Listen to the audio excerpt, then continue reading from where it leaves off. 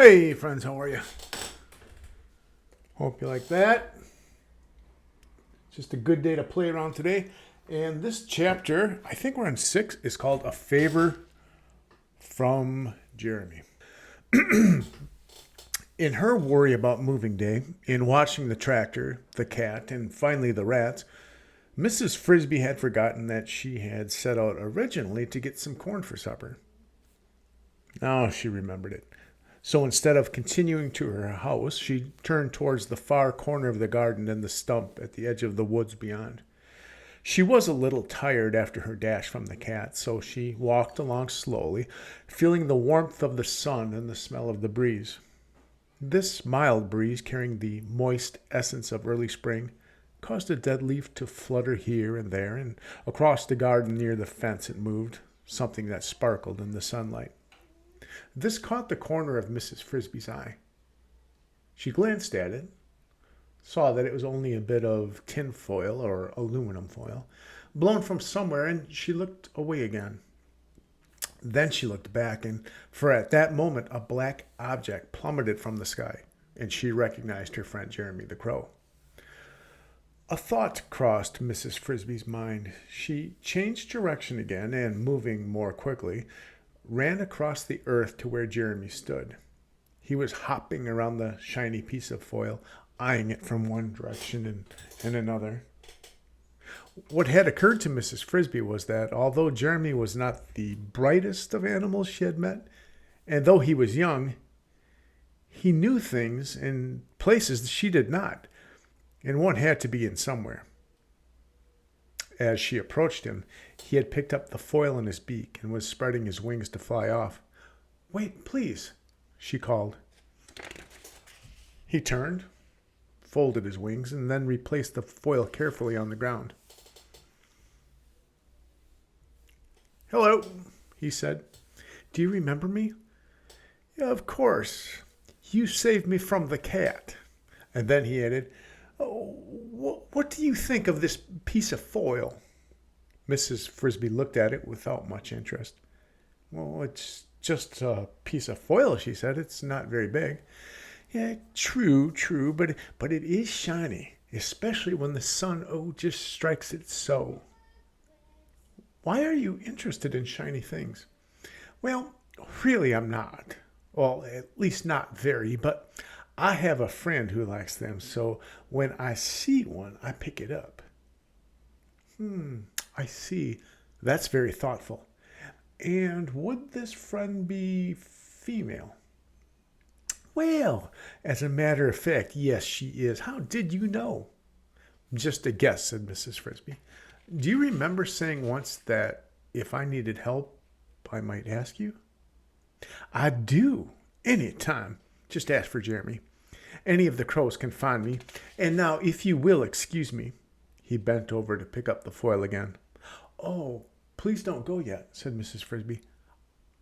"I think perhaps you can help me now." "Ah," said Jeremy. "Now what kind of help? Are you hungry? I'll bring you some seeds from the barn loft. I know where they are stored." "No, thank you," said Mrs. Frisby. "We have enough to eat." And then she told him as briefly as she could about Timothy, his sickness, and the problems of moving day. Jeremy knew about moving day.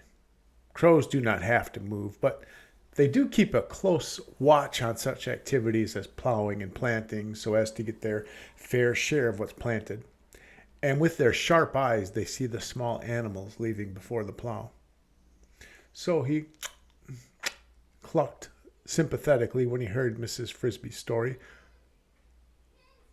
cocked his head to one side, and thought as hard as he could for as long as he could, which was about 30 seconds. His eyes closed with effort.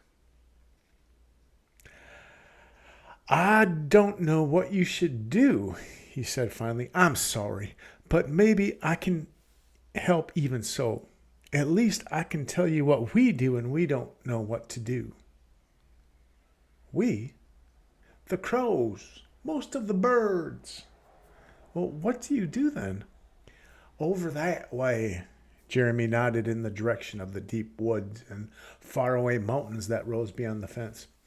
About a mile from here, there grows a very large beech tree, the biggest tree in the whole forest. And near the top of the tree, there is a hollow in the trunk. And in the hollow lives an owl who is the oldest animal in the woods, some say in the world. When we don't know what to do, we ask him. Sometimes our answers are questions, or sometimes he answers our questions. Sometimes he doesn't. It depends on how he's feeling, or as my father used to say, what kind of humor he is in. Or possibly, thought Mrs. Frisby, on whether or not he knows the answer, but she said, could you ask him then if he knows of any help for me? She did not think it likely that he would. Oh, no, Jeremy said, that won't do. That is, I could ask him, but I don't think the owl would listen. Imagine, a crow came to ask for help for a lady mouse with a sick child. Well, he just wouldn't believe me. Then what is to be done? Well, what's to be done? You must go yourself and ask him. But I could never find the tree, and if I did, I don't think I could climb so high. Ah, now, that is where I can help, as I said I would. I will carry you there on my back, the way that I did before, and home again, of course. Mrs. Frisby hesitated. It was one thing to leap on a crow's back when the cat is only 3 jumps away and coming fast, but quite another to do it deliberately and to fly deep into a dark and unknown forest.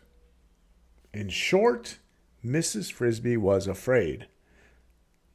Then she thought of Timothy and of the big steel plow blade, and she told herself, I have no choice.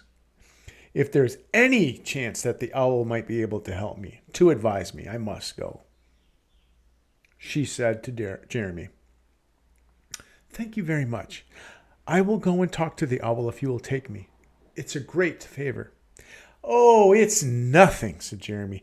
You are welcome, but we can't go now. Why not? Well, in the daytime when the sun is out, the owl goes deep into the hollow and sleeps. That is, they say he sleeps, but I don't believe it. How could anyone sleep so long? I think he sits in there part of the time at least and thinks. And that's why I think he knows so much.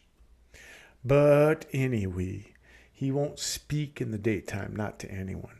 And at night he's out flying and hunting. I know, said Mrs. Frisby, and that was another reason to be afraid. The time to see him is just at dusk. Then, when the light gets dim, he comes to the entrance of the hollow and watches while the dark comes in. That is the time to ask him questions. I understand, said Mrs. Frisby. Shall we go this evening? At 5 o'clock, Jeremy said. I'll be at your house. He picked up the piece of foil in his bill, waved goodbye, and flew off. The next chapter, tomorrow, is called The Owl. The Owl. All right, friends. We'll see you tomorrow. Chapter 7 with The Owl. Get on Google Stream. Let me know something. Oh, and tomorrow is raffle day. Raffle day. So if you're not on Google Stream, get on Google Stream. If you know of a friend that hasn't accepted our Google invitation, give them a call, send them a text, say, hey, accept the invitation and get on the raffle. Okay, friends, we'll see you tomorrow. Raffle day.